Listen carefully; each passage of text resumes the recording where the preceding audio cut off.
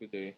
My name is Mohamed Goodness, one of the founders of ClerkSmart, and today I'd like to take you through a demo through the application to show you what it's all about and how to use it. As per background, ClerkSmart is a platform that allows medical students to practice clerking and clinical reasoning with an unlimited number of patients.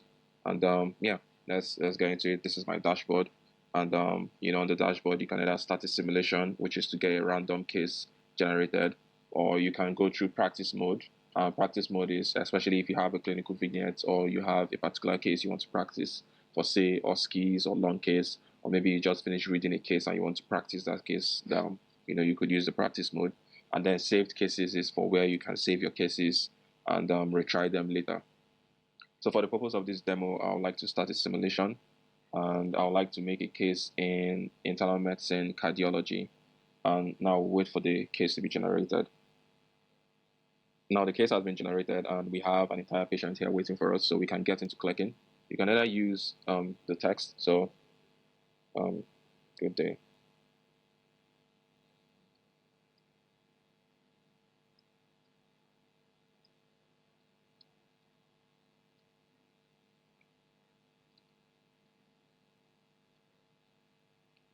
You can continue this clicking by calling the patient.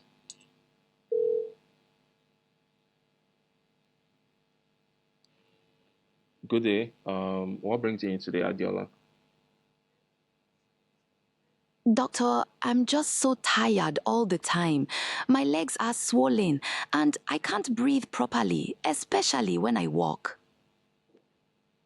And the patient replies you, so you can have an actual conversation with this patient. And the cool thing is that the accent changes according to where your location is. So right now I'm in Nigeria, so the patient has a Nigerian accent, and Nigerian context, Nigerian names, Nigerian locations, and everything. And yeah, you can either use the voice call, or you can use text to collect the patient from biodata down to review of systems. You can have an actual conversation with this patient to collect throughout the entire structure of clicking and internal medicine.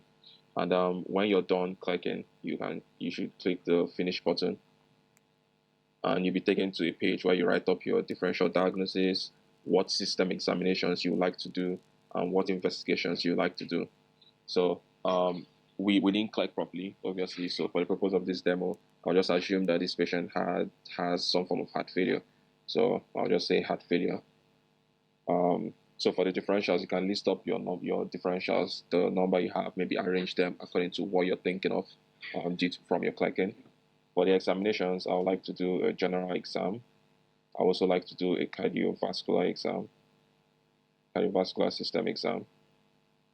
This is just to note what systems you think are being implicated in this patient's diagnosis. For the investigation plans, I would like to do a full blood count, um, and I would like to do a chest X-ray, and I would like to do an ECG. Let's just have this for now, and then I'll click to request results. So now our results have been generated under examinations and investigations. So under examinations, you have your vital signs, heart rate, blood pressure, respiratory rates, and you could use this to influence your diagnosis. For the system exams, we have our general examination findings. You can read through to know what the general examination findings are, and the cardiovascular system exam findings. You also read through to know what they are. Um, then you can go over to your investigations to see your investigation results. So you have your full blood count and differentials. Um, you have imaging reports. So we ask for a chest X-ray. You can read the findings on chest X-ray, and ECG. You can read the findings on ECG. Um, so let's say that our final diagnosis after this is still heart failure. You choose write up heart failure, and then for the management plan, how do we intend to manage these patients? This is your opportunity to practice how to management protocols from your textbooks and how to manage patients based on the diagnosis you make. So for the purpose of this demo, I'll just say review with seniors,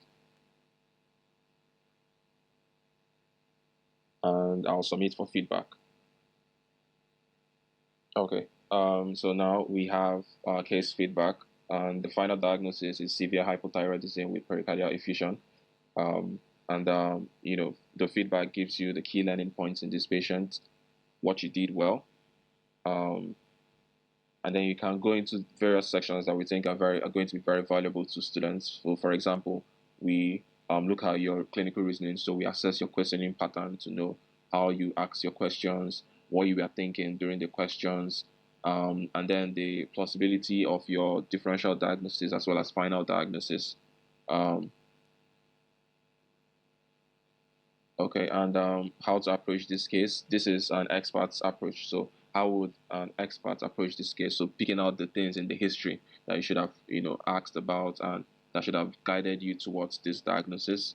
So, key history cues, um, expected examination findings, investigation strategies, connecting the pieces together. Within this, you would also see some of the questions that you didn't ask that you should have asked, and those kind of things, or things you should have looked for that you didn't look for. And going over to the clinical opportunities give you areas of improvement. So where should you improve in your in every single interaction you made, whether it's the clicking or the diagnosis or the examinations, and then in missed opportunities, asking about things that you missed out, um, and you just have a rundown of all of those. And we added a condition overview so that you could always read up the condition here and have like a good general overview of this condition to either revise or catch up on your learning. So you go through the different aspects of it. And very, very importantly, we say that ClerkSmart supplements but never replaces your in-person patient encounters. You should seek every opportunity to learn at the bedside. The whole purpose of why we're building ClerkSmart is to give medical students more opportunities to practice learning from the patient up kind of approach so that we can see how all our theory knowledge applies to a patient. And we could use this to prepare for both our clinical examinations and also to become more confident with handling patients, which is mostly what we are going to be doing in the future as doctors. So thank you very much for watching to the end. Thank you for using ClerkSmart if you've used ClerkSmart, and please always feel free to reach out to me, and I'll be happy to get your feedback, any issues you'll be having, and any recommendations you have. Thank you very much. And yeah, due to poor history taking, we got a 41. But yeah, thank you very much again.